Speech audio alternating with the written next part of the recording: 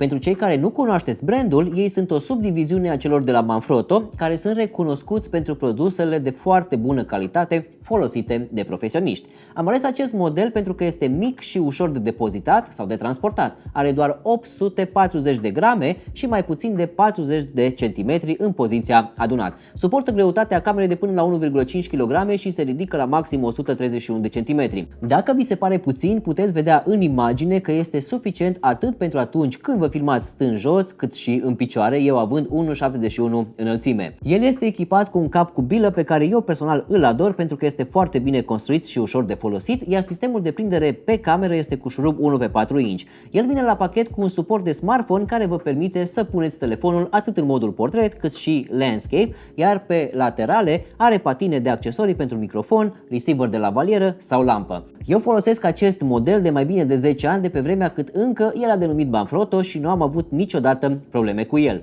Chiar și în ziua de astăzi îl iau cu mine peste tot când nu vreau să car evident greutăți, pentru că este ușor de transportat în husa de material.